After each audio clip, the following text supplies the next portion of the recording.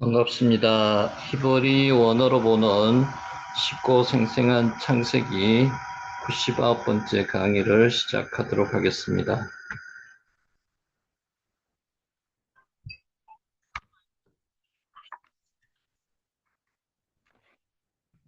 먼저 오늘의 학습 목표 간단하게 살펴보도록 하겠습니다.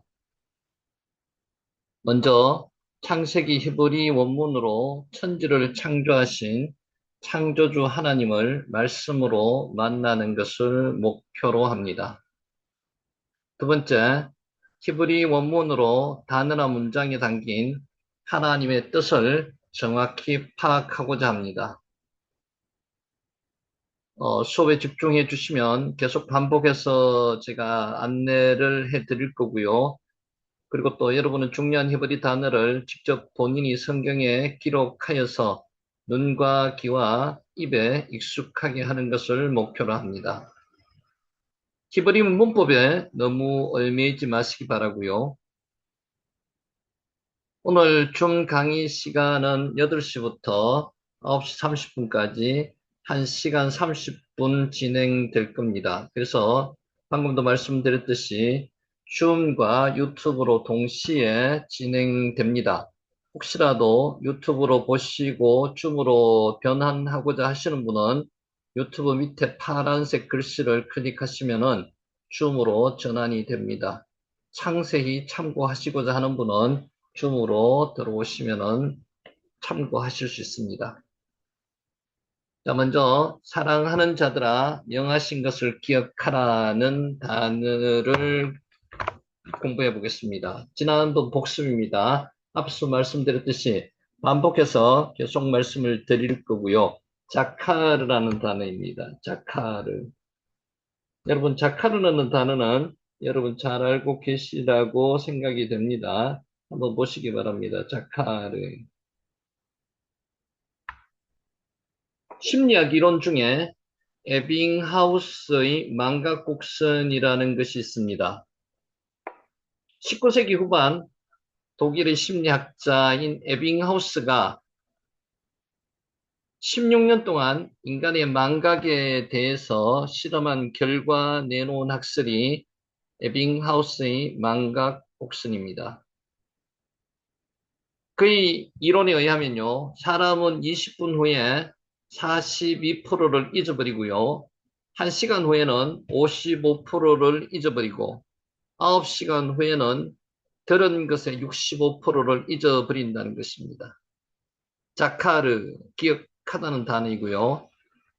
망각은 당연한 생리적 현상이라고 그런 이야기를 합니다. 인간은 망각의 존재라고 이야기를 했고요. 실제로 인간은 잊어버리는 것이 복입니다. 다 기억할 수가 없습니다. 다 기억하면은 머리가 복잡해서 살 수가 없습니다. 그러나 계속 반복해서 학습을 하면 잊어버렸던 것을 오래 기억을 할 수 있다는 겁니다. 그래서 오늘 저희들 학습도 마찬가지입니다. 한번 이야기를 한 것에서 끝나지 않고요. 지난번 했던 거 복습을 하면서 다시 한번 단어를 익혀보자는 겁니다. 아무리 큰 은혜를 받았어도 잊어버리면 아무 의미가 없기 때문입니다. 하나님의 은혜를 잊어버리면 의미가 없다는 겁니다. 자카를 기억하라는 겁니다. 그래서 신명기에서는 자카르, 기억하다는 단어가 직접적인 단어가 20번이 나오고요. 잊지 말라는 단어가 14번이 나와서 신명기가 34장으로 기록되어 있는데 각 장마다 한 번씩 기록되어 있을 정도로 기억하라는 겁니다. 신앙생활은 시작도 중요하지만 더욱 중요한 것은 아름다운 마무리라는 것입니다. 처음에 많은 은혜를 받아서 오직 믿음으로 살며 엄청난 사역을 감당한 신앙의 거장들이 말년에 변질된 추악한 모습을 보이는 경우가 종종 있습니다. 이것이 왜 그런가 하면요. 기억하지 못해서 그렇다는 겁니다. 잊어버렸다는 거죠. 기억하지 못했다는 겁니다. 젊었을 때 받았던 엄청난 은혜들을 다 잊어버렸다는 것입니다. 우리도 하나님의 은혜를 기억하지 않으면 그렇게밖에 될 수 없다는 것입니다. 왜 사람들은 잘 먹고 잘 살게 되면 은혜를 잊어버리게 될까요? 여러분 한번 생각해 보셨습니까? 근본적인 이유는 기억하는 일을 게을리하기 때문에 그렇다는 것입니다. 그래서 성경은 수없이 잊지 말라고, 기억하라고, 자카하라고 요청하고 있습니다. 사람들은 너나 할 것 없이 새로운 것을 좋아하고 추구합니다. 물론 새로운 옷과 새로운 옷을 좋아하고 최신형 전자제품을 좋아하는 것이 인간의 본성입니다. 하지만 성경 말씀도 늘 듣던 말씀보다는 이전에 듣지 못한 새로운 말씀에 더 관심을 기울인다는 것은 조금의 문제가 있습니다. 이단들이 인간의 이러한 심리를 최대한 이용해서 이때까지 평소에 듣지 못했던 것을 새로운 이론이라고 주장하고 기성교회에서 이런 것을 가르치지 않다고 이야기하는 경우가 많다는 것입니다. 그래서 이단들이 활용을 많이 하고 있다는 것입니다. 성경의 기본적인 진리보다는 덜 다루어진 지엽적인 것들을 토론의 주제로 삼아서 관심을 끌고 있다는 것입니다. 새로운 말씀을 배우는 것도 물론 중요합니다. 그러나 더 중요한 것은 이전에 듣고 배운 말씀을 자카르, 잊지 않도록 듣고 또 배우는 것입니다. 하나님이 베푸신 모든 은혜를 늘 기억하며 잊지 말아야 한다는 것입니다.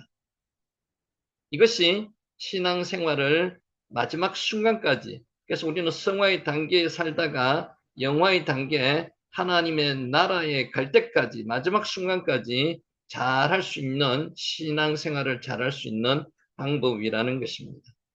자, 자카르 기억하십시오. 기억하라는 것입니다. 간접적으로 잊지 말라는 것도 자카르라고 보시면 됩니다. 고난의 때에 잠잠하라는 말씀, 지난번에 말씀을 드렸는데, 이건 단어가 복잡할 수도 있지만은 몇 가지 단어가 한꺼번에 나오는 게 구라고 합니다. 아크 엘 엘로힘 두미아 나프시. 시편 62편 1절 말씀입니다. 복잡하면은 기억 안 하셔도 됩니다. 아크 엘 엘로힘 두미아 나프시. 시편 62편 1절 나의 영혼이 잠잠히 하나님만 바라며. 자, 히스기야 왕의 아버지인 아하스 왕은 바알들의 우상을 부어서 만들어 숭배했습니다. 유다 각성에 산당을 세워서 다른 신들에게 분양하도록 했습니다. 누가요? 아하스 왕이 히스기야의 아버지입니다. 하나님은 아하스 왕을 주변 나라들에게 붙여서 심판하셨습니다. 아크 엘 엘로힘 두미야, 나의 영혼이 잠잠히 하나님만 바라며. 아하스가 죽고 아들 히스기야가 왕위에 올랐습니다. 히브리어로 전체를 다 이해하고 기억하기 쉽지가 않습니다. 이때는 하나님의 말씀, 한글로 번역된 말씀만 기억해도 상관이 없습니다. 나의 영혼이 잠잠히 하나님만 바라며. 종교 개혁을 단행하여서 아하스 시대에 온 유다에 창궐했던 우상들을 모두 정리했습니다. 아하스 시대에 만들었던 우상들을 히스기야 왕이 정리했다는 겁니다. 종교 개혁을 단행하여서. 오랫동안 지키지 못했던 유월절도 성대하게 지켰습니다. 아크 엘 엘로힘 투미아나프시, 나의 영혼이 잠잠히 하나님만 바라며. 그런데 히스기야 왕 저기 14년에 아수르 왕 사네립이 유다로 쳐들어와서 모든 견고한 성들을 취했습니다. 그때는 아수르가 북왕국 이스라엘을 집어삼킨 후였습니다. 그래서 유다는 북왕국 이스라엘을 견제하는 수단으로 아수르를 이용했는데, 아수르는 이것을 뛰어넘어서 북왕국 이스라엘을 침략을 하고 집어삼키고 나서 유대까지 침략을 했던 것입니다. 아수르 왕 사네립은 하나님을 의지하는 히스기야 왕을 비웃고 조롱하며 항복을 요구했습니다. 당했습니다. 우리는 여기서 성도의 고난 당하는 이유와 의미를 찾아야 합니다. 아크 엘 엘로힘 두미아 나프시. 우리가 신앙생활을 한다고 해서 고난과 무관해지는 것은 아닙니다. 신앙생활을 열심히 하더라도 고난은 찾아옵니다. 고난은 하나님께서 하나님의 자녀를 만드는 과정으로 하나님께서 허락하시는 고난이 있습니다. 그래서 이 고난은 하나님의 교육이라고 생각하셔야 됩니다. 훈련입니다. 마찬가지로 우리가 열심히 신앙생활을 해도 때로 건강에 문제가 생기기도 합니다. 또 경제적인 문제가 생기기도 하고요. 여러 가지 어려운 여건의 고난이 닥쳐옵니다. 주변의 악한 자들이 우리를 힘들게 하는 일들도 일어날 수가 있다는 것입니다. 그러나 그 어려움 가운데서도 주님께서는 주의 지팡이와 막대기로 우리를 지켜주신다는 것입니다. 하나님께서는 하나님의 자녀로 우리를 삼으셨기 때문에 언제까지나 끝까지 우리를 지키시기 위해서 따라다니신다는 거죠. 함께 하신다는 겁니다. 이 사실이 우리에게 위로가 되고 또 그 고난의 어두운 가운데서도 빛이 된다는 것입니다. 히스기야는 유다 백성들에게 잠잠할 것을 명령했습니다. 아크 엘 엘로힘 두미아 나프시. 유다 백성들은 히스기야의 믿음을 따라서 입을 굳게 다물었습니다. 적들을 향해서 입을 닫은 히스기야는 하나님 앞에 엎드려 입을 열었습니다. 우리도 마찬가지입니다. 어렵고 힘든 일이 있으면 사람에게 의지하여서 이야기하기보다는 기도의 자리에 나와서 하나님께 기도해야 한다는 것입니다. 아크 엘 엘로힘 두미아 나프시. 나의 영혼이 잠잠히 하나님만 바라며. 이것이 고난을 극복하는 지혜이고 고난을 이기는 힘입니다. 사람 따라다니면 안 됩니다. 사람 의지해서는 안 된다는 거죠. 하나님만 바라봐야 된다는 겁니다. 그래서 나의 영혼이 잠잠히 하나님만 바라며라고 기록하고 있습니다. 나의 영혼이 잠잠히 하나님만 바라라.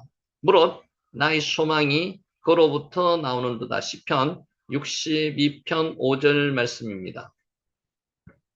잠잠히 바라본다는 것은 마음을 가라앉히고 믿음을 갖고 주님의 때를 기도하면서 기다린다는 것입니다. 오늘 우리도 히스기야처럼 하나님을 잘 섬기고 있음에도 불구하고 고난을 당할 수가 있습니다. 욥의 고난도 마찬가지였습니다. 성경에 나오는 대부분의 하나님의 사람들의 고난받은 이유는요, 하나님의 훈련이었습니다. 광야의 고난의 광야에 넣어서 하나님께서 훈련하셨다는 것입니다.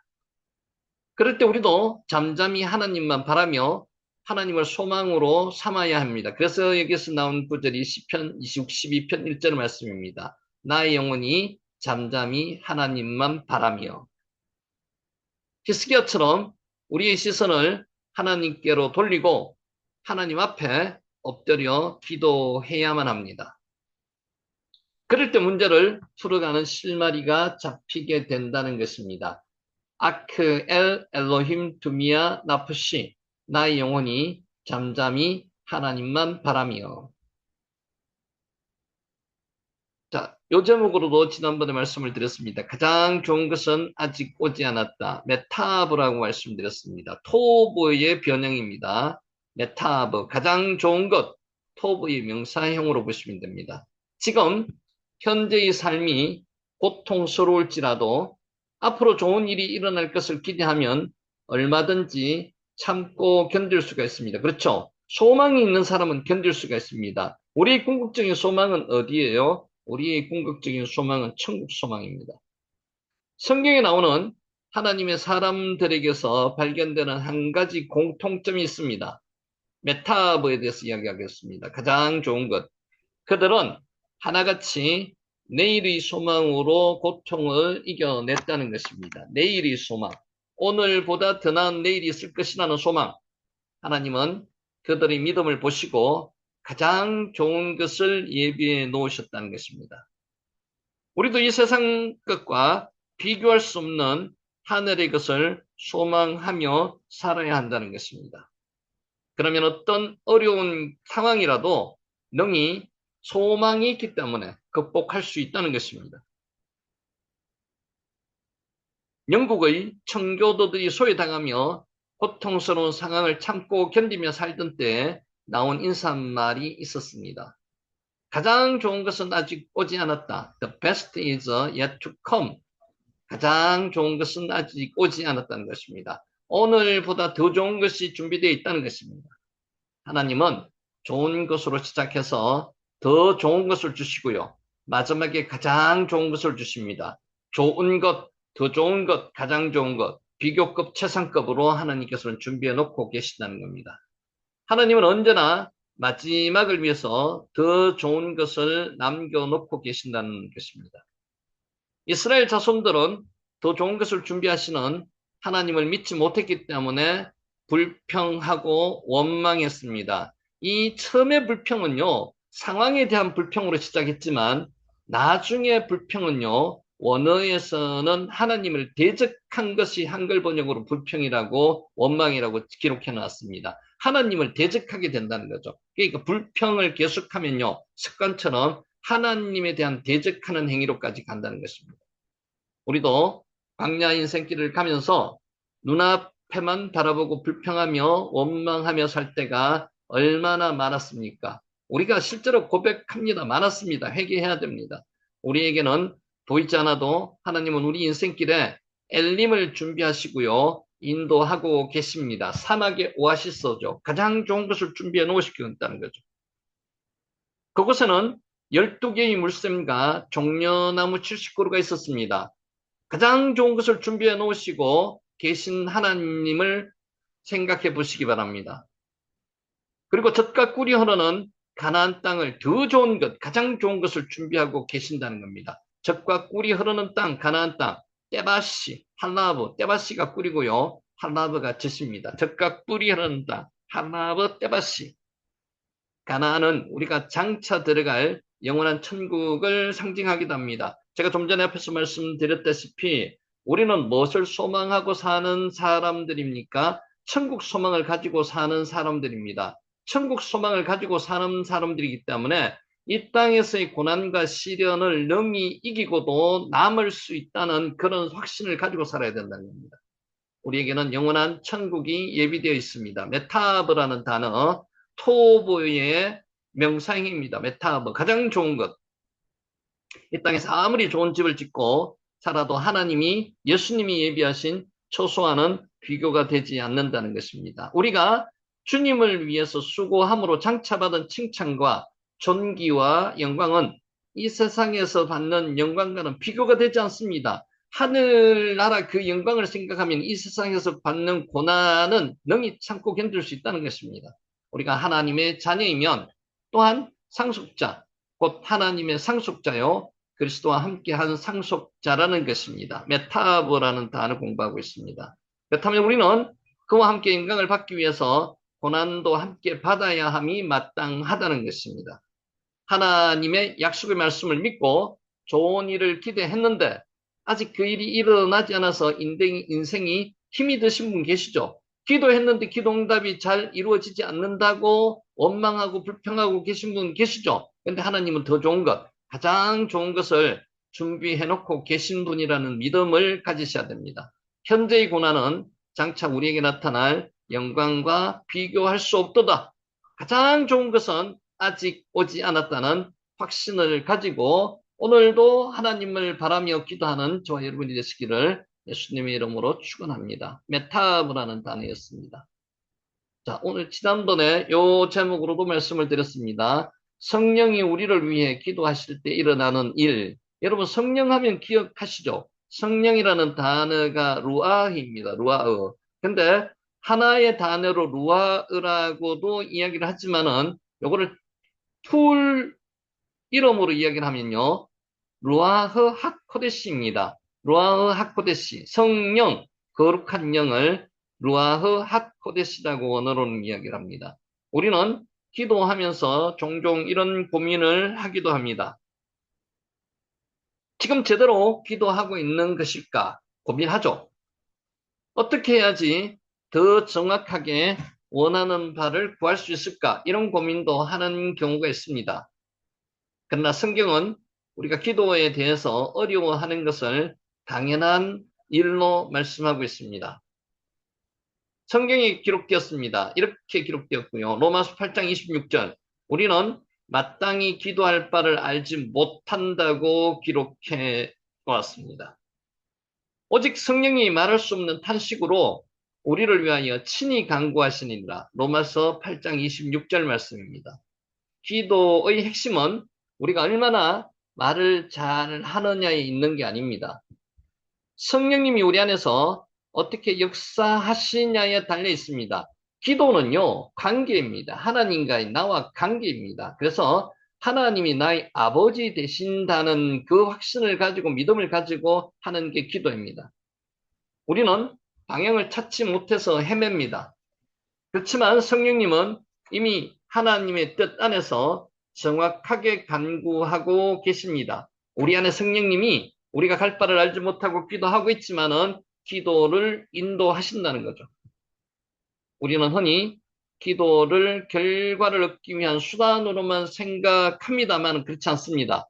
뭔가를 이루고 문제를 해결하고 상황을 바꾸기 위해서 우리는 기도하고 있습니다.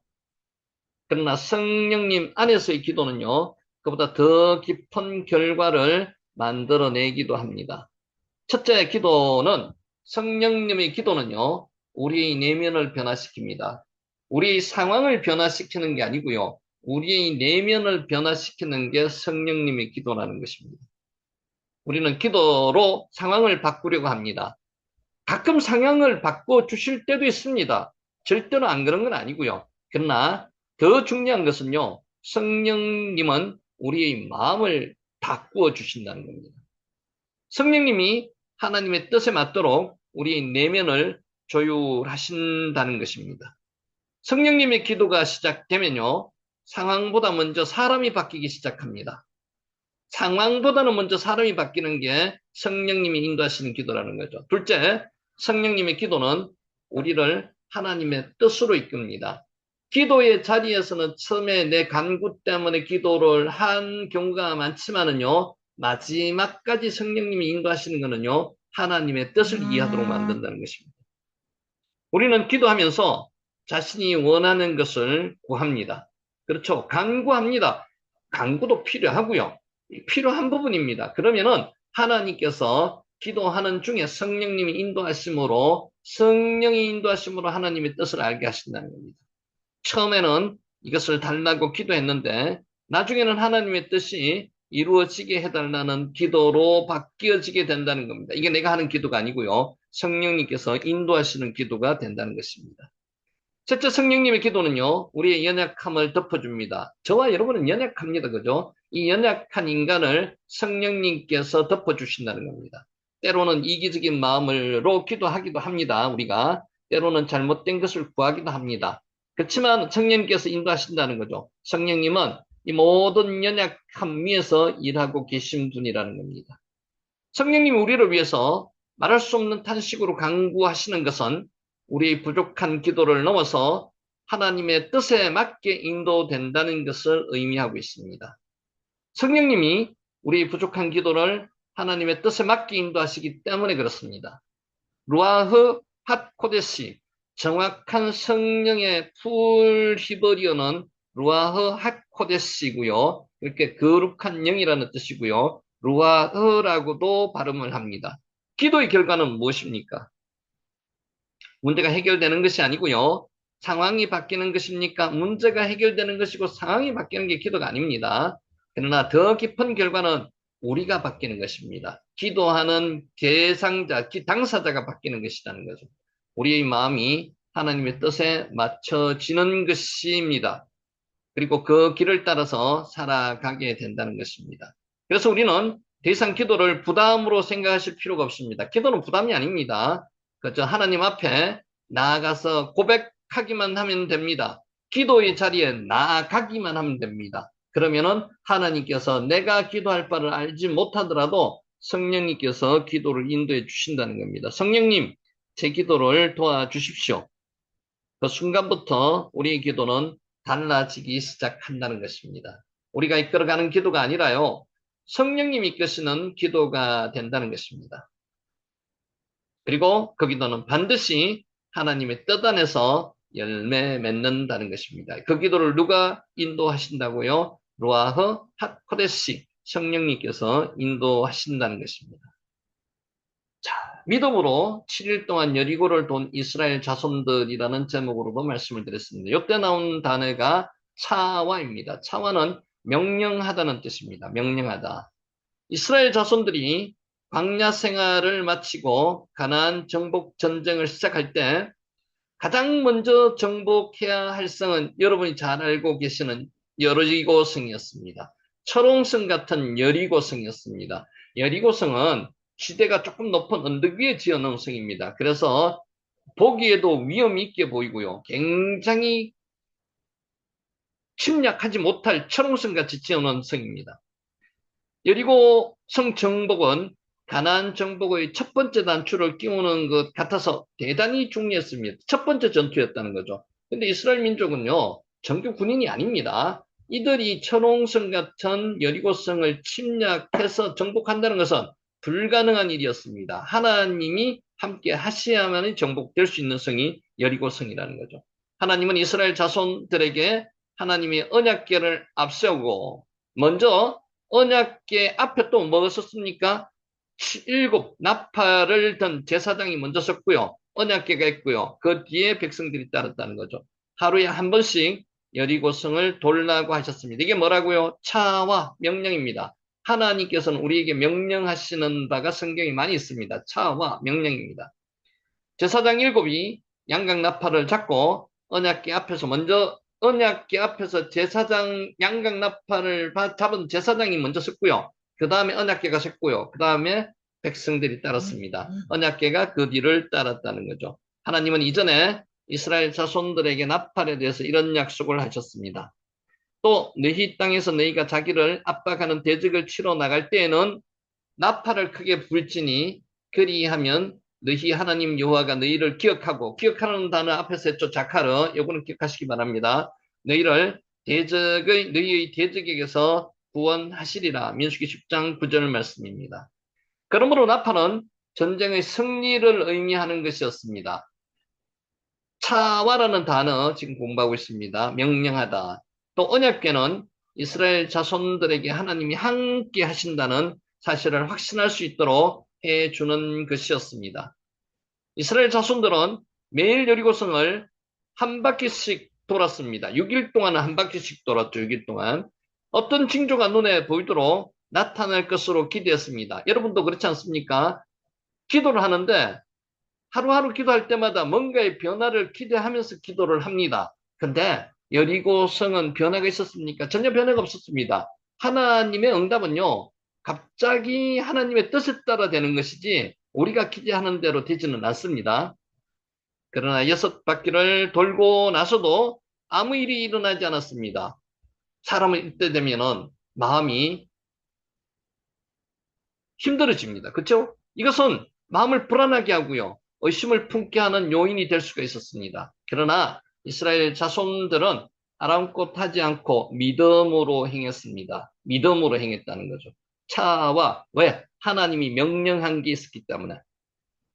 그들은 모든 의심을 물리치고 계속 하나님이 말씀하신 그대로 행하였고요. 7일에는 7바퀴를 돌았습니다. 이들이 이렇게밖에 할 수 없었다는 것은요. 이들의 힘이 없었기 때문에 그렇습니다. 이들은 오직 하나님만 의지했기 때문에 그럴 수밖에 없었다는 겁니다. 광야 1세대는 불평과 원망으로 가나안 땅에 들어갈 수 있는 복을 잃어버리고 광야에서 다 죽었습니다. 광야에서 다 죽고 말았다는 거죠. 불평과 원망은 전염성이 있습니다. 여러분 불평 계속 하시면요. 이게 전염이 되고요. 저만 그런 게 아니라 나만 그런 게 아니고 주위에 있는 사람들도 모두 불평과 원망을 하는 사람들로 만들어버립니다. 예리고성을 돌다가 누군가 입을 열어서 우리가 지금 무슨 짓을 하고 있는 거야 이렇게 이야기를 하게 되면요. 광야 40년에 불행했던 악순환이 되풀이 될 수밖에 없었다는 거죠. 불평을 한 사람이 하게 되면 모든 사람이 서로 전염이 되가 불평할 수밖에 없게 되는 것을 방지하기 위해서 아무 말도 하지 말고 무조건 침묵 속에서 걸으라고 말씀하시는 거죠. 이 이스라엘 자손들로 하여금 침묵하라고 명령을 내렸습니다. 명령하다. 차와입니다. 차와. 그런 후에 크게 소리 질러 외치자 그 견고한 여리고 성이 그들이 보는 눈앞에서 무너져 내렸습니다. 이것이 무너졌는 게 밖에서 침략을 하면요, 성이 안쪽으로 무너집니다. 그런데 고고학자들이 발견을 했는 성을 보면요, 이 성의 무너짐이 바깥쪽으로 무너져 있었다는 거죠. 그래서 밖에서 외부의 침략으로 인해서 무너졌는 게 아니라는 것을 증명한다고 학자들은 이야기를 합니다. 그리고 성을 무너뜨리는 일은 여호수아의 믿음만으로 이룬 것이 아니라 이스라엘 백성 전부 모두의 믿음으로 이루어졌다는 것입니다. 우리 인생길에도 여리고 성과 같은 장애물이 있을 수 있습니다. 그 장애물을 지금 견디고 있는 저와 여러분이라고 믿습니다. 그럴지라도 낙심하지 마시기 바랍니다. 하나님이 약속하셨기 때문에, 차와 명령하셨기 때문에 약속의 말씀을 굳게 붙들고 믿음으로 7일 동안 여리고를 돈 이스라엘 자손들처럼 우리도 약속의 말씀을 굳게 붙들고 믿음으로 도전을 하면은 하나님께서 그 약속을 응답해 주신다는 겁니다. 명령하신 것에 대해서 응답해 주신다는 겁니다. 할 수 있거든이 무슨 말이냐? 믿는 자에게는 능히 하지 못할 일이 없느니라. 마가복음 9장 23절 말씀입니다. 불가능을 가능하게 하는 일은요, 믿는 자 누구에게나 보장되어 있습니다. 능력 있는 사람만, 기도 열심히 했는 사람만 불가능을 가능하게 하는 게 되지 않고요. 믿는 사람 모든 자에게는 누구나 다 기도로서 이렇게 될 수 있다는 겁니다. 가능하다는 겁니다. 이런 여리고 정복 사건에서 명백하게 확인되었다는 것입니다. 이스라엘 자손들이 7일 동안 했던 일들을 생각해 보시기 바랍니다. 뭐 했습니까? 침묵하고 돌았다는 겁니다.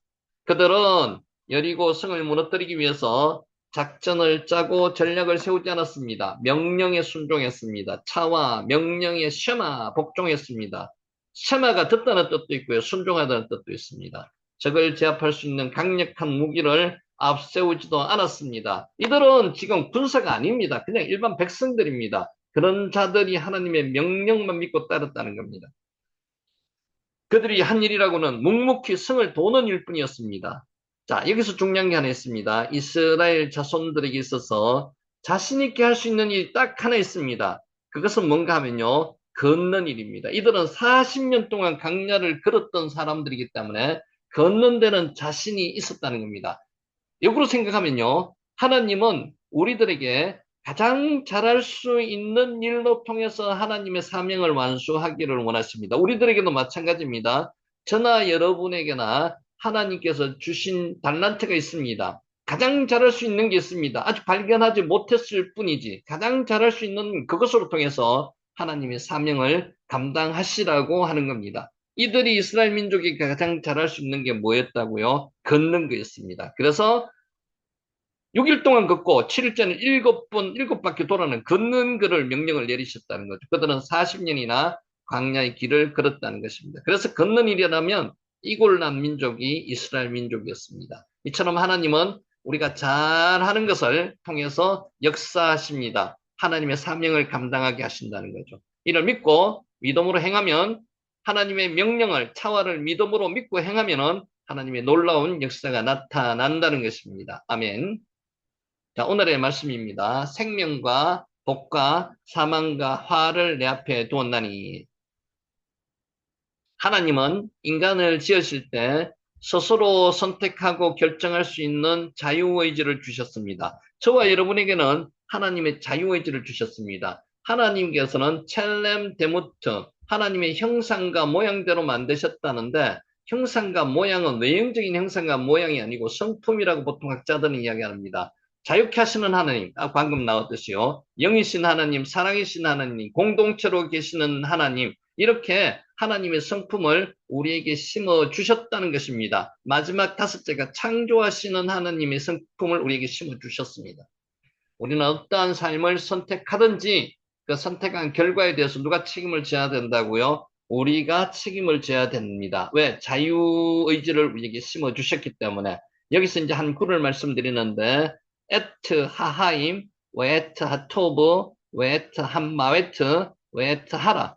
길고 복잡한 것 같지만은 이게 생명과 복과 사망과 화를 뜻하는 단어입니다. 여기서 와 계속 접속사로 연결되어 있는 거죠.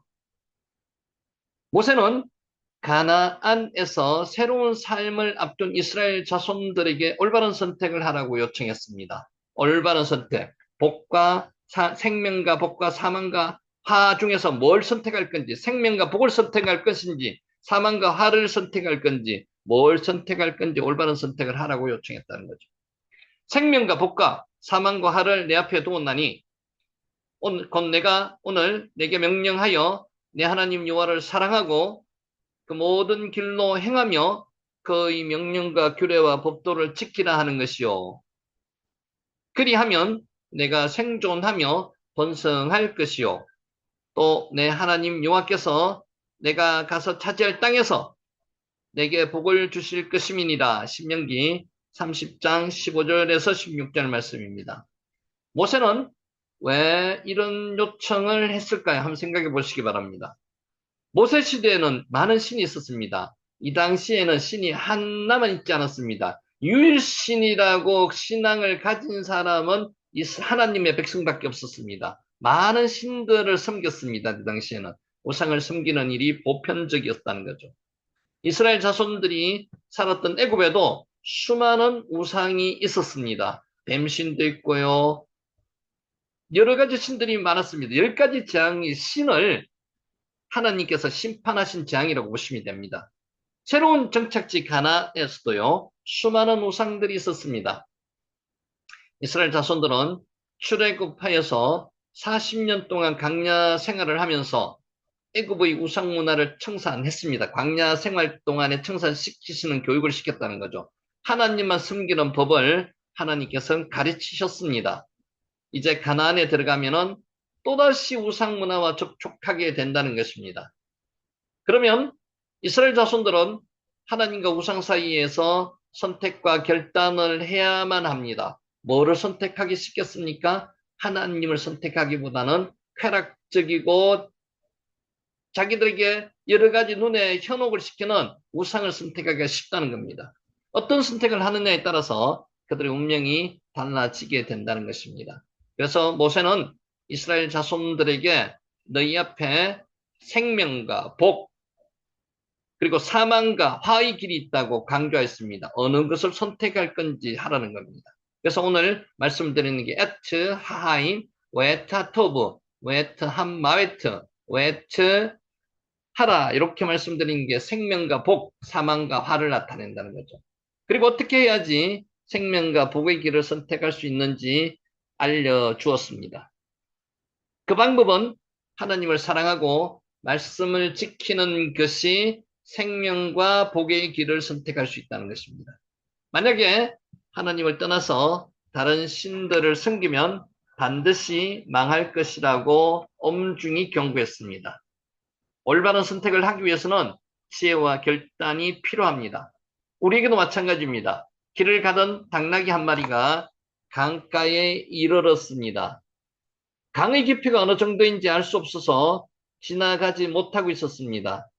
당나귀는 그 강을 건너본 적이 있다는 경험자들에게 물어보기로 했습니다. 예화입니다, 지금. 먼저 말에게 물어보았습니다. 그랬더니만 말은 덤덤한 표정으로 답을 했습니다. 덩치가 크니까요. 무릎이 잠길 정도니까 겁낼 것이 없습니다. 말의 입장에서 이야기했다는 거죠. 당나귀는 한 번으로는 불안하여 다람쥐에게도 물어보았습니다. 다람쥐는 그것이 깊이가 어느 정도 될까요? 목숨이 왔다 갔다 할 깊이죠. 다람쥐는 놀란 표정으로 답을 했습니다. 너무 깊어서 빠져 죽을 뻔했습니다. 이게 다람쥐 입장이라는 거죠. 당나귀는 이러지도 저러지도 못하고 강가에 계속 서 있었습니다. 우리는 올바른 판단을 위해서 다른 사람의 경험을 참고할 필요가 있습니다. 그렇죠. 참고할 필요는 있습니다. 그래서 책을 읽기도 하고요. 우리가 뭐 요새 나오는 유튜브를 참고하기도 합니다. 그러나 사람들의 경험과 가치관 우선순위는 제각각이라는 거죠. 사람마다 다 다르다는 것입니다. 우리의 판단은 정확하지 못한다는 것입니다. 우리가 유튜브를 100% 믿을 수 없습니다. 그죠? 이것은 우리가 참고의 대상으로는 삼을 수 있을지언정 덤의 대상으로는 삼을 수 없다는 겁니다. 판단은 정확하지 않기 때문에. 챗GPT도 마찬가지입니다. 100% 믿어서는 안 됩니다. 참고용입니다. 성경은 말씀하고 있습니다. 어떤 길은 사람이 보기에 바르나 필경은 사망의 길이니라. 바른 것 같지만은 사망으로 인도하는 것도 있다는 것입니다. 잠언 14장 12절, 16장 25절 말씀입니다. 하와가 선악과 나무를 바라보았을 때 뭐 했습니까? 먹음직도 하고 보암직도 하고 지혜롭게 할 만큼 탐스럽기도 했습니다. 하와는 선악과 열매를 따먹었습니다. 라카흐 따다는 것이고요. 나탄 아담에게도 주었습니다. 그러나 아담과 하와가 선택한 길은 생명의 길이 아니었습니다. 그게 사망의 길이라는 거죠. 롯은 아브라함과 헤어지면서 보기 좋았던 요단 지역을 선택했습니다. 물도 넉넉한 것 같고요. 초장도 풍성한 것 같고 그것이 자기가 살아가는데 아주 도움이 될 것 같았습니다. 눈으로 보기에는 그랬다는 거죠. 그래서 요단들을 선택했지만 그곳에는 제약으로 멸망할 소돔과 고모라가 있었습니다. 결국에는 소돔과 고모라 앞까지 살다가 결국에는 안에 들어가서 사는 그런 지경까지 되었다는 겁니다. 롯이 선택한 길도 역시 사망의 길이었다는 겁니다. 가족을 모두 다 파멸의 길로 만들었습니다. 이끌었다는 거죠. 에스가 사냥에서 돌아왔을 때 흙이 지고 기진맥진했습니다. 배고파 본 사람은 압니다. 야곱이 장자권을 넘기면 팥죽을 주겠다고 제안했습니다. 이때 팥죽 한 그릇보다는 장자권이 훨씬 중요하다는 것을 에스가 깨달았다면요. 그렇게 하지 않았을 겁니다. 그런데 아주 경홀히 취급했습니다. 장자권을. 그래서 팥죽 한 그릇에 장자권을 팔았다는 겁니다. 에서는 허기를 면하려고 야곱에게 장자권을 넘기고 말았다는 것입니다.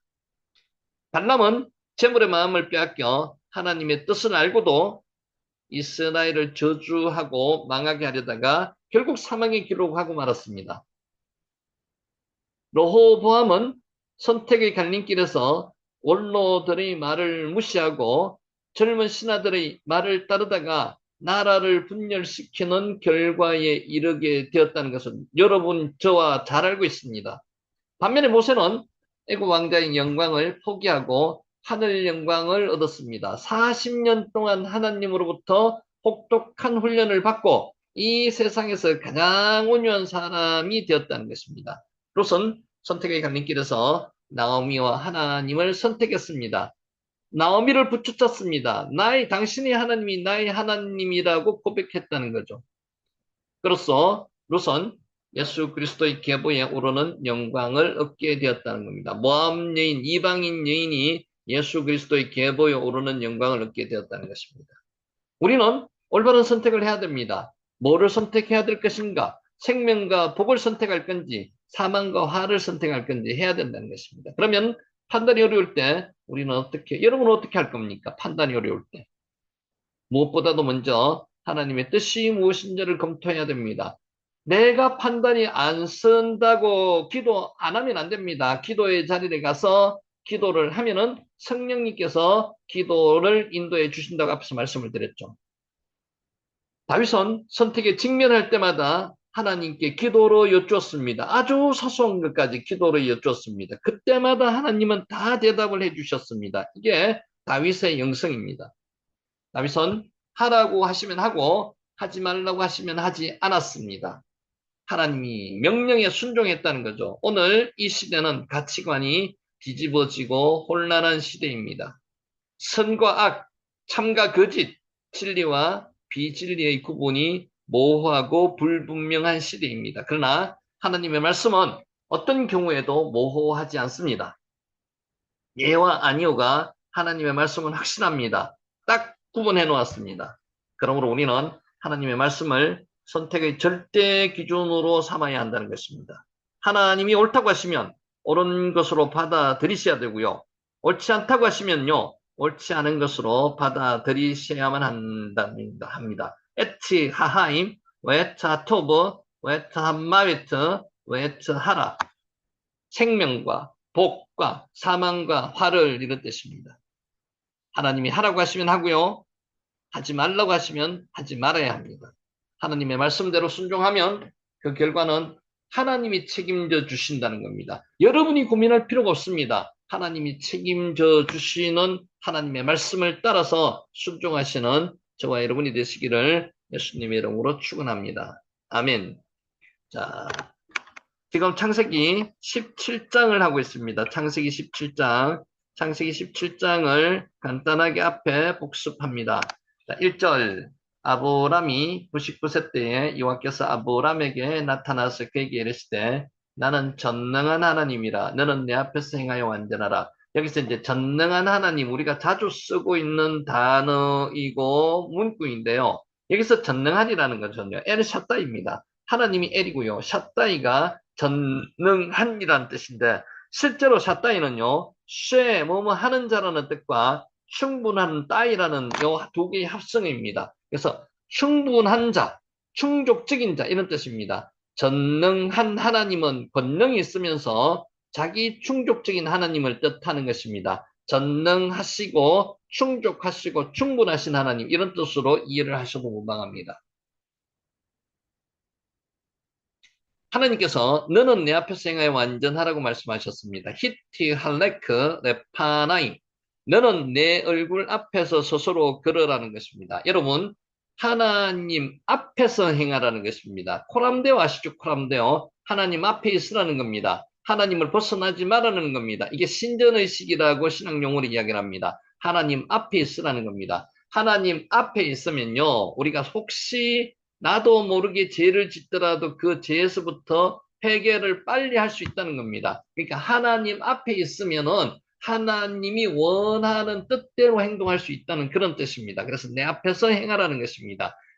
너는 내 얼굴 앞으로 스스로 걸어나는 겁니다. 그러면은 뒤에까지 완전하라는데 완전하라가 탐임입니다. 탐임은요 제사 지낼 때 흠없는 제물이 탐임입니다.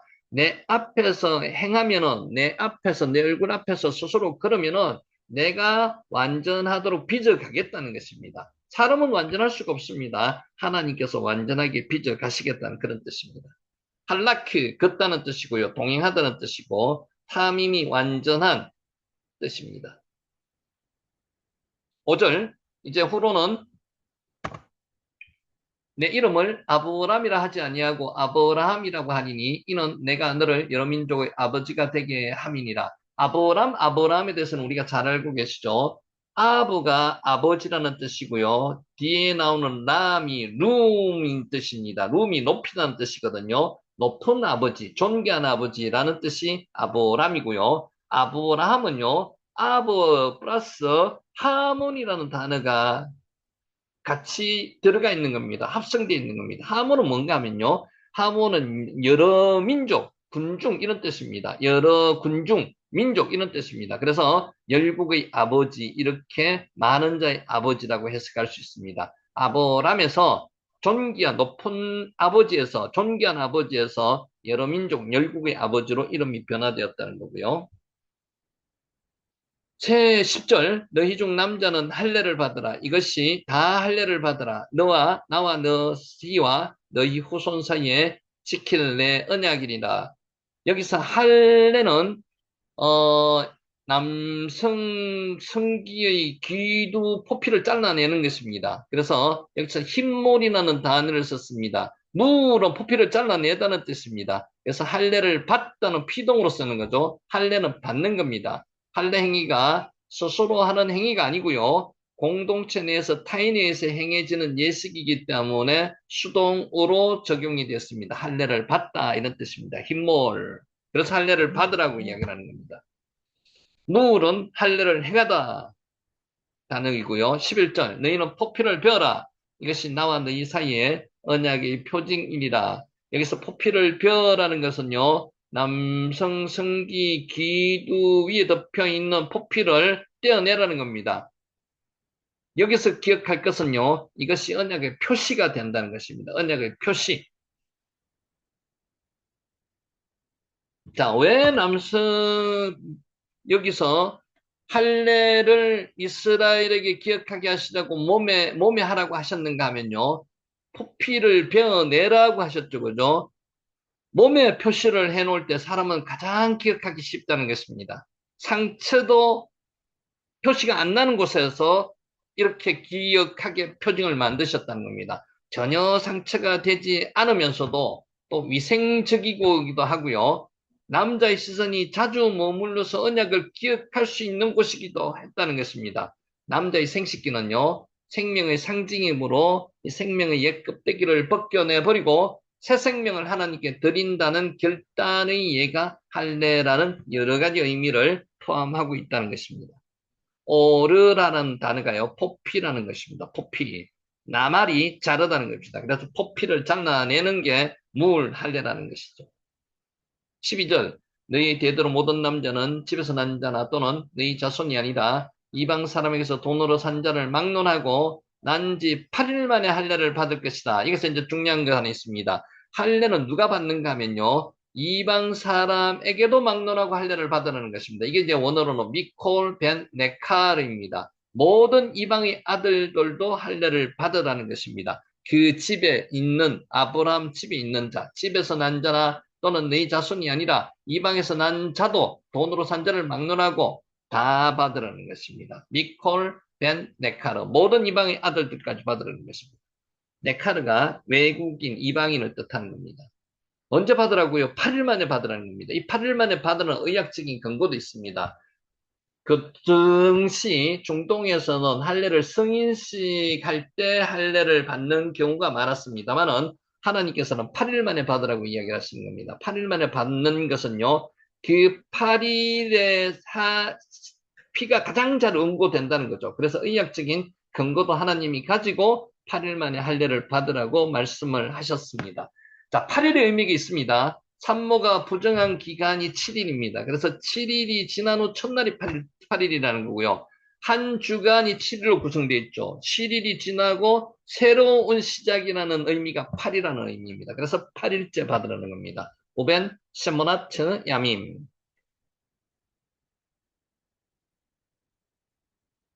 14절에 보면은요. 할례를 받지 아니한 남자, 곧 그 포피를 베지 아니한 남자는 백성 중에서 끊어지리니 그가 내 언약을 배반하였습니다. 헤파르라는 단어를 썼는데 이 헤파르라는 단어는 파괴하다, 무효화하다로 번역이 되는 겁니다. 어근이 파라르입니다. 파괴하다, 깨트리다 이런 뜻입니다.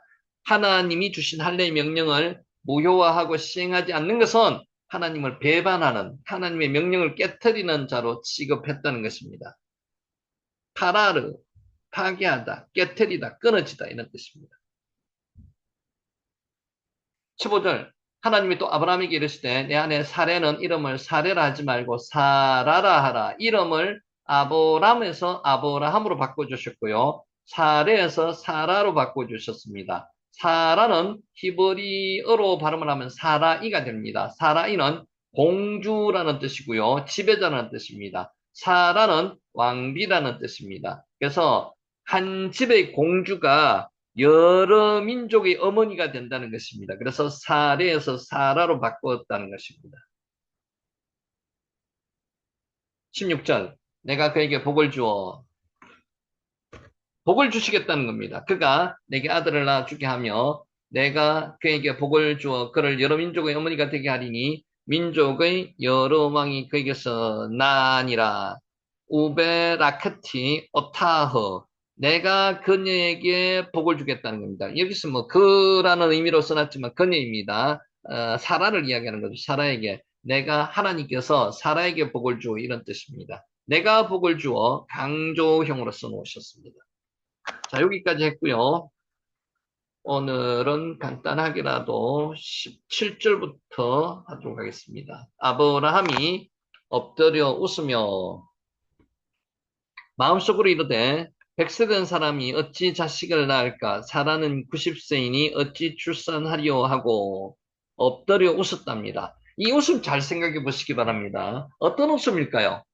이게 참 애매한 웃음일 것 같습니다. 하나님의 어떤 그 여러 가지 살아계심을 체험을 했습니다. 아브라함은.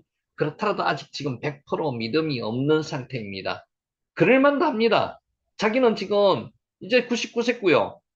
사라는 지금 경수가 다 끊어진 89세입니다. 아들을 낳을 수 없는 상태입니다. 사라는 성녀라고 말씀드렸죠. 하나님께서는 하나님의 은혜가 아니면 낳을 수 없는 그런 상태인데 경수까지 끊어지고 이제 완전하게 아이를 낳을 수 없는 상태라고 아브라함은 믿었습니다. 그래서 이스마엘을 하나님의 뜻이라고 살아왔던 사람이 아브라함입니다. 그런데도 하나님께서 내년에 아들을 낳을 것이라고 이야기를 하니까 100세 된 사람이 어찌 아들을 낳으리요 웃었습니다. 여기서 웃음은요, 이 완전하지 못한 믿음의 웃음이라고 볼 수 있습니다. 이게 애매한 웃음이라는 거죠.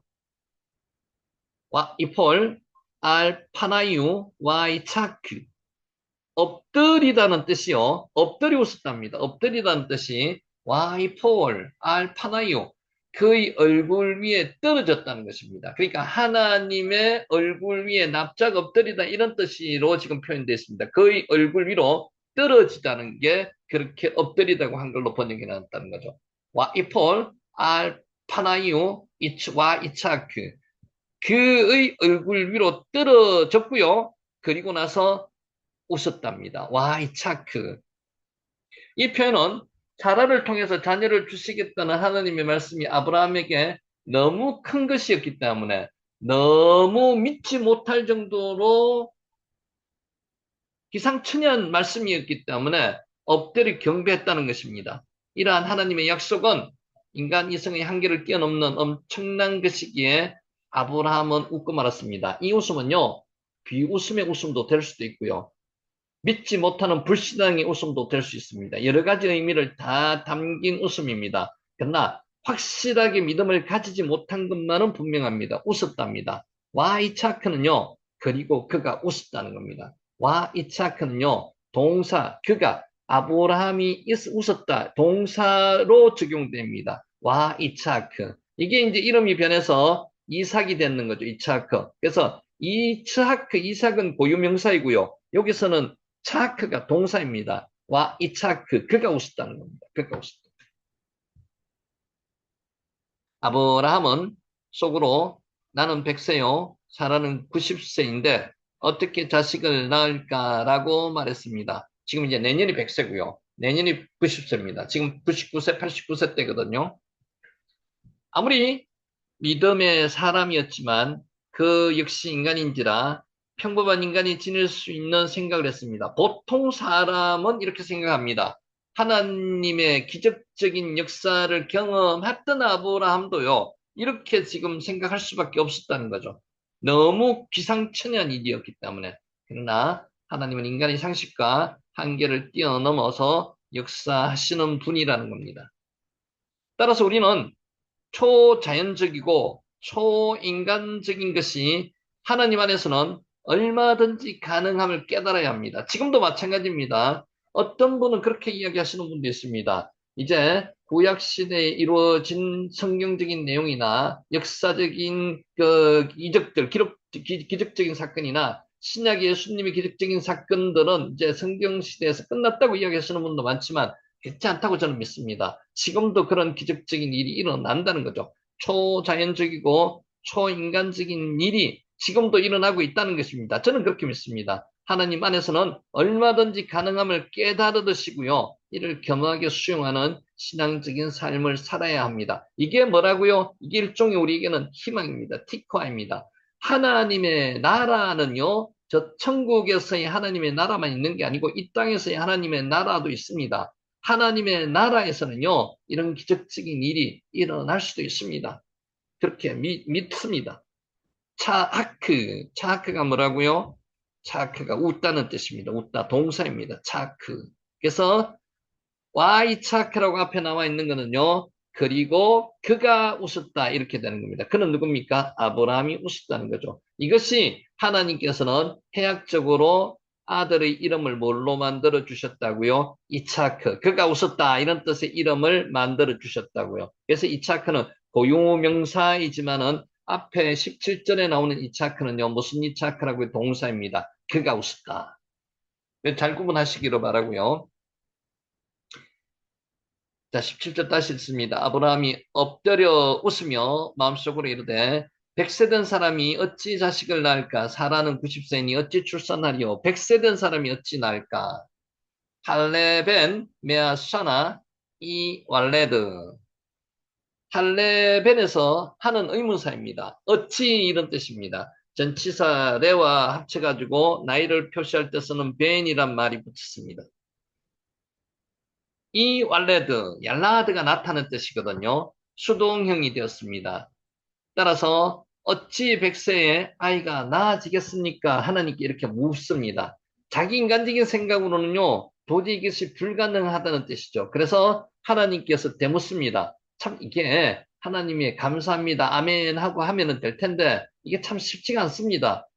귀 생각으로는, 인간의 생각으로는 거의 불가능한 일을 지금 말씀하고 계시는 거기 때문에. 그래서 묻습니다. 하나님께 질문합니다. 어찌 백세에 아이가 나아지겠습니까? 이것을 이야기하는, 묻고 있는 겁니다. 아브라함이 하나님께. 자, 원문에서는 사람이라는 단어가 없습니다. 백세된 사람이 이렇게 우리 한글로는 번역이 돼 있지만은 뜻은 그렇습니다. 백세된 사람이 이렇게 돼 있지만 원문에는 어찌 백세에게 아이가 나아지겠습니까? 이렇게 돼 있습니다. 여러분, 누차 말씀드리지만은요, 가장 좋은 번역은요, 원문 그대로 번역하는 게 가장 좋은 번역입니다. 근데 요거를 의역을 하기 시작하면요, 조금씩 변질이 될 가능성이 많습니다. 그래서 뭐 의미 자체는 맞습니다. 어찌 백세 된 사람이 어찌 자식을 낳으리요 이렇게 맞는데 가장 좋은 번역 킹 제임스가 좋은 성경이라고 이야기하는 게 그렇습니다. 킹 제임스는 가능한 한 원어에 충실하게 번역을 해 놓았다는 거죠. 그래서 우리도 뭐 그런 번역이 앞으로는 되리라고 믿습니다. 사람이라는 단어가 없다는 거 기억하시기 바랍니다. 이는 그가 이 말을 그의 심중에 한 것입니다. 물론 하나님께 물었다는 형식이 되어 있지만은 이게 말을 소리를 내게서 물었다는 것은 아닙니다. 심중에 한 것이라는 겁니다. 마음속으로 한 것이라는 겁니다. 하나님에 대한 항변이 아니라는 겁니다. 하나님께 함부로 이렇게 물을 수가 없죠, 그죠? 마음속으로 혼자서 이런 생각이 들었다는 거죠. 어찌 백세 된 사람이 어찌 자식을 낳겠습니까? 이렇게 하나님께 마음속으로 물었다는 겁니다. 아브라함은 백세 이삭을 낳았을 뿐만 아니라 그 후에 그 많은 아이를 낳았습니다. 그두라로 통해서 아이를 몇 명을 더 낳았습니까? 6명을 더 낳았습니다. 그래서 아브라함의 총 자식은요, 몇 명인가 하면 8명입니다. 8명. 그래서 이스마엘을 낳았고요, 이삭을 낳았고요, 그리고 사라가 죽은 후에 그두라로 통해서 6명의 자녀를 더 낳았다는 거죠. 이게 이제 어떤 학자들은요, 하나님의 축복이라고 이야기를 하는 경우가 많습니다. 왜? 하나님께서는 자식의 축복을 주겠다고 말씀하셨기 때문에 하나님께서는 경수가 끊어져서 아이를 잉태할 수 없는 상태에 있었던 사라에게나 100세의 노년에 이른 아브라함을 통해서도 아이를 가지게 하실 수 있는 전능하신 분. 아까 전능한 하나님을 뭐라 그랬죠? 엘 샤다이라 그랬죠. 전능하시고 충분하시고 충족하신 하나님 이런 뜻으로 엘사다의 하나님을 말씀하셨습니다. 그분에게는 그야말로 불가능이 없다는 것입니다. 우리가 인생의 모든 문제를 하나님께 맡겨야 하는 것 또한 바로 이러한 이유 때문에 그렇습니다. 여러분, 우리가 하나님을 믿고 의지하는 이유가 무엇 때문에 그렇습니까? 천지를 창조하신 전능한 하나님이시기 때문에 하나님을 믿고 의지하는 것입니다. 그렇지 않습니까? 그게 어떤 하나님이라고요? 엘샤다이 하나님. 18절 아브라함이죠. 이제 이름이 바뀌었습니다. 이에 하나님께 아뢰되 이스마엘이나 하나님 앞에 살기를 원하나이다. 이거에 대한 어떤 문맥상만 보더라도 아브라함의 마음을 지금 여러분 읽으실 수 있습니까? 하나님께서는 이삭을 주시겠다고 아들을 주시겠다고 말씀하셨는데 마음속에 어떤 마음이 들어서 웃었다는 거죠. 하나님께서 도저히 불가능한 일을 말씀하신다고 생각하고 웃었다는 겁니다. 그래서 그가 웃었다. 이차크가 되는 거고요. 그리고 또 말을 어떻게 하는가 하면요. 이제 직접 이야기를 합니다. 하나님께 아뢰습니다. 저는 이제 아들에 대한 희망이 없습니다. 안 낳아도 됩니다. 하나님께서 이스마엘이나 하나님 앞에 잘 살게 하기를 원합니다. 이렇게 고백했다는 거죠. 루는 기원을 나타내는 조건문입니다. 루, 이슈마엘, 이흐의 네파네카. 하나님께서 이스마엘 하나님 앞에서 이스마엘이나 하나님 앞에 살기를 원하나이다. 이게 루, 이슈마엘, 이흐의 네파네카입니다. 뭐뭐시라면 좋겠는데 라는 뜻을 가지는 게 루입니다. 기원문이라는 거죠. 기원을 나타내는 조건문. 자, 본문을 직역하면 이렇습니다. 이스마엘이 당신의 얼굴 앞에 있으면 좋겠습니다. 이런 뜻입니다. 그래서 이제 이거를 우리말로 조금 어이없게 놨는 거죠. 이스마엘이나 하나님 앞에 살기를 원하나이다. 이스마엘만 있으면 저는 됩니다. 족합니다. 이런 뜻의 지금 의견을 말씀하고 있는 겁니다. 이스마엘이나 하나님이 돌봐주시면 만족하겠습니다라는 의미를 가지고 있습니다. 하나님의 전지전능하심, 엘샤다이 하나님을 자기의 생각 안에서만 지금 하나님을 믿고 있는 거죠. 우리도 지금 이런 경우가 많지 않습니까? 말로는 우리가 전지전능한 하나님, 천지를 창조하신 하나님이라고 말은 하고 있는데 실제로 그 하나님의 능력을 우리가 제한하고 있는 경우가 생활 속에서 많지 않는지 한번 회개하시는 그런 시간을 가지시기 바랍니다. 하나님은 전지전능하시기 때문에 능치 못하신 분이 아닙니다. 그죠? 그래서 성녀인 사라를 통해서도 90세 때 아이를 갖게 했고요. 아브라함 100세 때 아이를 갖게 하시는 이 전지전능한 하나님을 오늘 다시 한 번 더 믿고 깨달으시기 바랍니다. 아브라함은 이성적으로 생각해서 사라의 잉태가 불가능하므로 번성케 하시겠다는 하나님의 언약을 이스마엘을 통해서 성취하여 가시길 바란 것입니다. 자, 다시 한번 읽습니다. 아브라함은 이성적으로 생각했습니다. 사라의 잉태가 불가능하다고 이성적으로 판단했다는 거죠. 그래서 하나님의 언약을 하나님께서는 아브라함 몸에서 난 자를 통해서 죄를 있게 번성하게 자식을 주겠다고 번성함을 허락하시겠다고 말씀을 하셨거든요. 그 아브라함의 몸에서 난 자라는 것을 사라의 몸과 아브라함 부부 일심동체라고 생각하지 않고요. 아브라함 혼자의 몸을 통해서 씨를 누구에게서 받든 상관없이 아브라함을 통해서만 난다면 된다고 생각했습니다. 그래서 이스마엘을 그렇게 생각했다는 거죠. 아브라함의 이 간구에 대해서 하나님께서는 뭐라고 말씀하셨죠? 단호하게. 아까 하나님은 어떤 분이라고 말씀하셨죠? 네, 아니오가 명확하신 분이 하나님이십니다. 진리, 비진리가 명확하신 분이 하나님이시다는 거예요. 아니라, 정녕 아들을 낳으리니라고 19절에 말씀을 주시는 분입니다. 이러보건대 하나님은 믿음의 사람이었지만 우리와 마찬가지로 연약하여서 자연의 이치대로만 생각했을 뿐만 아니라 하나님의 전능하신 엘사다이 하나님의 역사를 확신하지 못했음을 알 수 있습니다. 그래서 아까 웃음이 어떤 웃음이요? 이게 믿음의 웃음이 아니고요. 믿지 못함, 불신의 믿음, 불신앙의 믿음이었다는 것을 간접적으로 말씀하고 있는 것입니다. 우리 역시 성도란 이름을 가지고 있지만 이렇게 사는 것이 맞습니다. 다반사였습니다. 그러나 하나님은 이러한 인간의 불신을 훌쩍 뛰어넘어서 우리로 하여금 상상할 수 없는 하나님의 풍성한 은혜에 동참하게 하시는 분입니다. 하나님은 우리가 생각하는 그런 이성적인 판단에서만 국한된 하나님이 아니시다는 거죠. 전지전능한 하나님, 무소부재하신 하나님, 천지를 창조하신 하나님, 그 하나님을 우리의 이성적인 사고의 틀에 갖추어서 생각해서는 안 된다는 것입니다. 19절 하나님이 이르시되 방금 이야기했죠. 아니라 내 아내 사라가 내게 아들을 낳으리니 너는 그 이름을 이삭이라 하라. 내가 그와 내 언약을 세우리니 그의 후손에게 영원한 언약이 되리라. 아니라가 아발이라는 단어를 썼습니다. 아발이라는 단어, 단언적으로 힘을 지닌 말인데 참으로 이런 뜻입니다. 아발은 참으로. 말의 진실성을 보장할 때 주로 쓰는 부사입니다. 아발, 우리 말로는 번역을 아니라고 했지만은 참으로 이런 뜻으로 실제로는 쓰이고 있습니다. 이 단어가 본문에서 쓰인 이유는요. 하나님께서 사라를 통해서 자식을 주시겠다는 말씀에 대해서 아브라함이 불신과 회의의 웃음을 웃고 이스마엘이나 하나님 앞에서 살게 해달라고 이야기를 하자 하나님께서 아브라함에게 말씀하신 게 뭐라고요? 참으로 아발이라고 말씀하셨다는 거죠. 사라를 통하여 자식을 주실 것에 대한 확신을 주시기 위해서 강조적으로 사용하신 단어가 뭐라고요? 아발이라는 겁니다. 아발, 참으로. 우리말로는 아니라 이렇게 번역을 해놨습니다. 아발, 참으로, 진실로 이런 뜻입니다. 여기서 이제 나오는 게 이삭.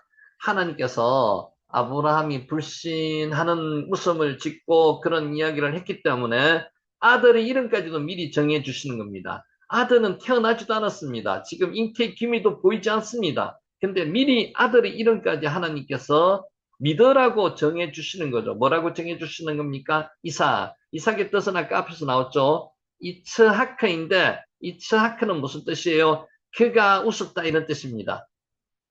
아버지가 웃었다는 것을 아들의 이름으로 하느님께서 해학적으로 지어주시는 거죠. 그래서 이삭을 부를 때마다 어떤 느낌을 이삭을 부를 때마다 가지게 될까요? 부부가 그가 웃었지. 그가 웃었지. 그가 아버지가 내가 웃었지 이런 뜻입니다. 하나님을 믿지 못해서 내가 웃었지. 그러니까 그의 불신앙을 다시 한번 생각해 보고요. 이제 완전한 신앙의 사람으로 돌아오라고 깨닫게 하시는 이름이 이삭, 그 이삭이라는 겁니다. 그 이름을 이삭이라 하라. 이삭, 이삭. 아브라함의 첫사라가 낳은 언약의 자손의 이름으로 웃다가 뭐죠? 차크입니다. 차크. 차크에서 나온 게 그가 웃었다. 그게 이차크입니다. 이차크. 이는 하나님께서 아들을 주시겠다고 예언하셨을 때 아브라함이 웃은 사라도 웃었습니다. 이제 18장에 가면 볼 텐데요. 하나님께서 현언하셔서 오셔서 이야기할 때 사라가 웃었습니다. 뒷문에서 웃었습니다. 18장 12절. 이삭이 태어났을 때 사라가 한 말과 연결되어 주어진 이름입니다. 그래서 아브라함도 믿지 못하는 불신의 웃음을 웃었고요. 아브라함의 아내 사라도 믿지 못하는 불신의 웃음을 웃었다는 거죠. 그래서 두 사람 다가 이츠하크, 이삭이라고 부를 때마다 그가 웃었다라는 이야기를 머릿속에 기억하면서 떠올리면서 자기의 불신앙을 다시 한번 생각하면서 전지전능한 하나님을 기억하라는 겁니다. 자카르. 한편 하나님은 아브라함을 부르실 때부터 그분과의 언약과 비전을 점점 구체적으로 그에게 보여주시고 계신 겁니다. 그가 웃었다. 이차크입니다. 이차크. 이차크. 이삭. 이차크. 자신의 인간적인 생각에 앞서 버린 아브라함은 애굽의 바로 왕에게 사라가 누이라고 거짓말을 했습니다. 우리 기억하죠? 12장 10절, 20절. 첩인 하가를 통해서 이스마엘을 낳는 실수도 저지르는 아주 우리와 비슷한 인간적인 사람이었습니다. 실수 자주 하는 아브라함, 인간적인 사람. 그럼에도 불구하고 하나님은 그에게 다시 찾아오셔서 13년 만에 지금 찾아오신 것입니다. 구체적으로 1년 후에 사라를 통해서 아들을 낳을 것이고 그 아들의 이름을 이차크, 이삭으로 짓도록 하여서 명시적인 이름까지도 가르쳐 주셨습니다. 이게 왜 가르쳐 주셨습니까? 확실하게 믿으라고요. 믿음을 가지라고 가르쳐 주신 겁니다. 그제서야 아브라함은 하나님의 언약을 완전히 믿게 됐고요. 그 가정의 모든 남자들에게 언약의 징표인 할례죠. 행했습니다. 이삭이 태어났을 때 아브라함은 100세, 사라는 90세였습니다. 그들이 노년에 얻은 언약의 첫 아들이었기에 이삭이 태어난 후에 이삭의 이름 뜻 그대로 그 가정에는 웃음꽃이 피었다는 것입니다. 자, 하나님께서는요, 웃음꽃을 피우게 하기 위해서 이전에 누가 노력하셨어요? 하나님이 노력하셨습니다. 그 가질 아이를 낳지 못하는 성녀인 그 사라를 통해서 웃음을 웃을 수 있는 그 아이를 갖게 해주신 분이 누구시다고요? 하나님이시다고요. 하나님을 오늘 정말 여러분이 우리 인간의 이성으로만 생각하는 그런 하나님이 아니라는 것을 오늘 다시 한번 느끼고 깨닫는 그런 시간이 되시기를 예수님의 이름으로 축원합니다. 자, 오늘 여기까지 하고요. 오늘은 저 말씀을 정리하도록 하겠습니다.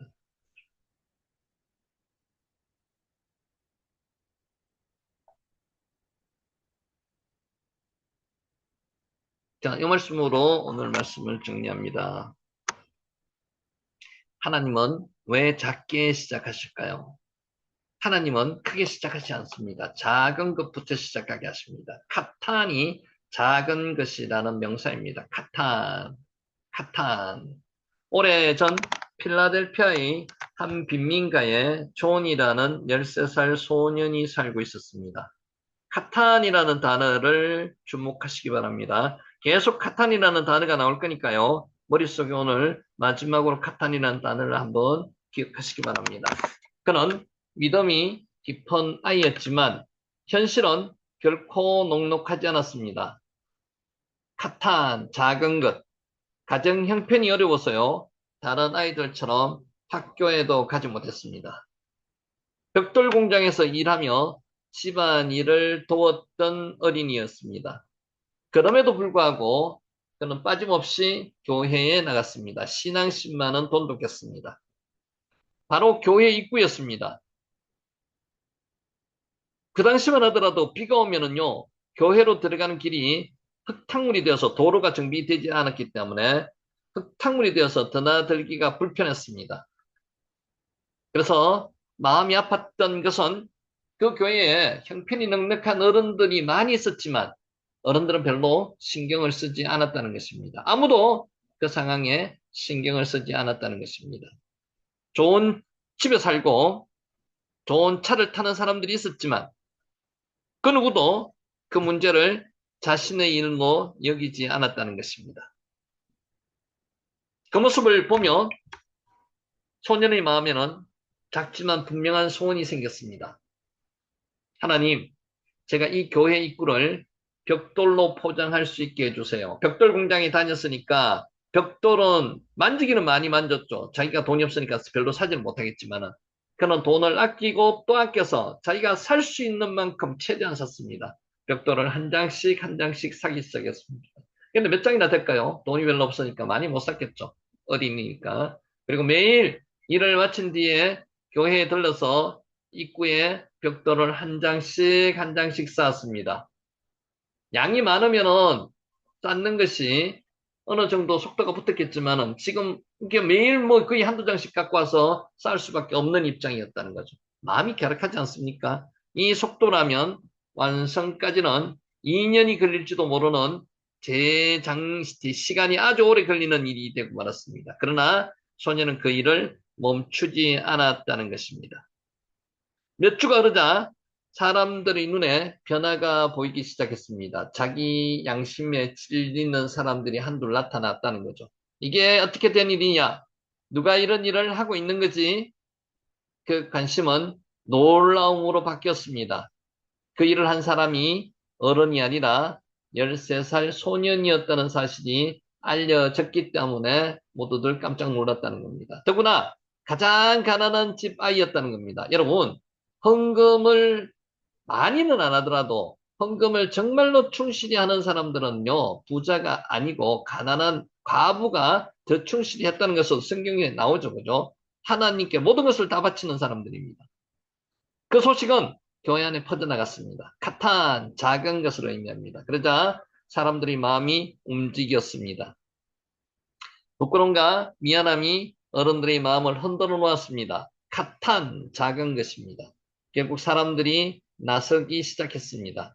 골목길을 빠르게 정리되었고 입구는 깨끗하게 포장되었습니다. 여러 사람이 나오면 당연히 이제 빨리 일이 진척이 되죠. 벽돌도 많이 살 수가 있었고 일손도 많이 늘어났기 때문에 그뿐 아니었습니다. 사람들이 마음이 모이자 교회는 더 큰 변화를 맞이했습니다. 길만이 아니었다는 거죠. 낡고 비좁던 예배당을 허물고요. 새로운 예배당을 세우게 되었습니다. 이것은 허례허식으로 큰 예배당을 짓는 그런 의미가 아니었고요. 이들은 자기들의 적합한 예배당을 짓고 있는 겁니다. 그동안에 짓지 못했던 것을 지금 짓는다는 거죠.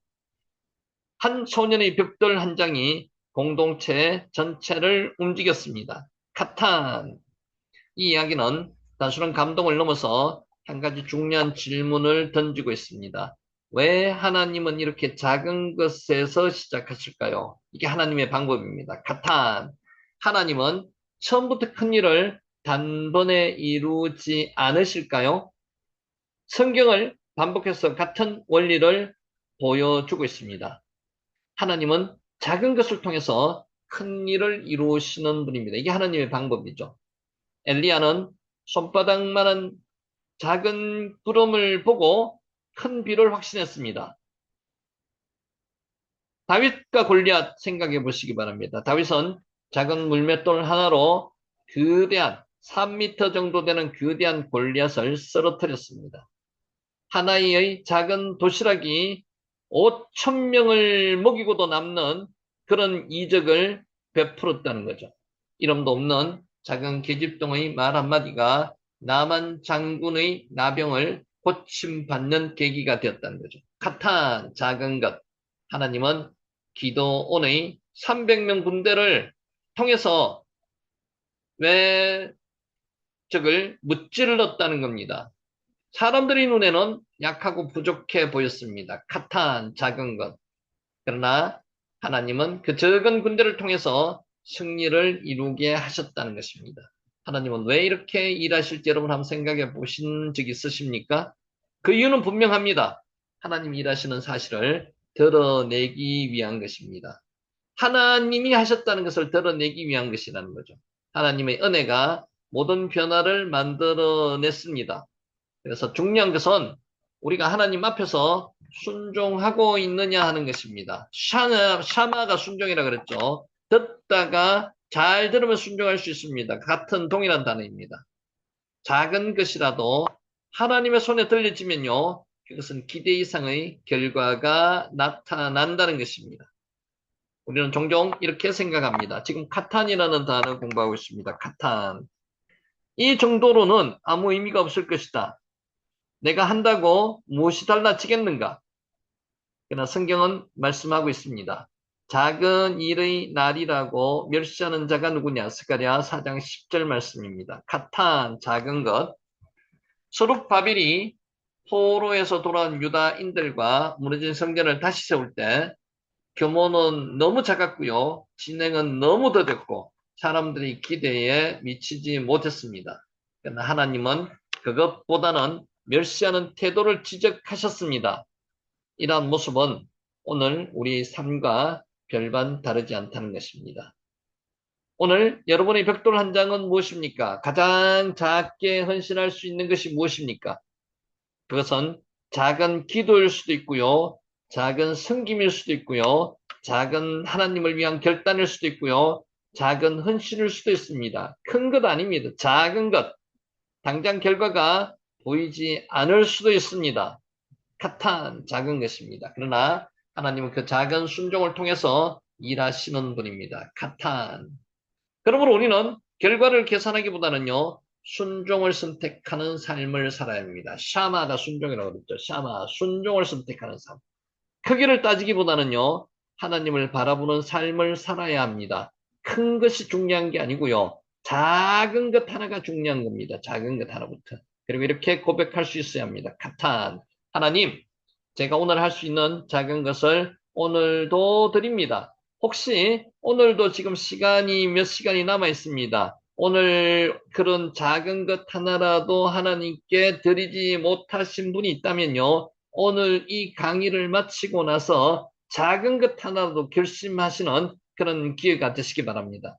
그때 하나님은 그 작은 것을 통해서 우리 삶과 가정 그리고 우리의 교회를 움직이실 것입니다. 하나님은 작은 것을 통해서 작은 것부터 일하신다는 것을 믿고 작은 것의 중요성을 깨닫는 저와 여러분이 되시기를 예수님의 이름으로 축원하면서 오늘 강의를 마치도록 하겠습니다. 수고하셨습니다.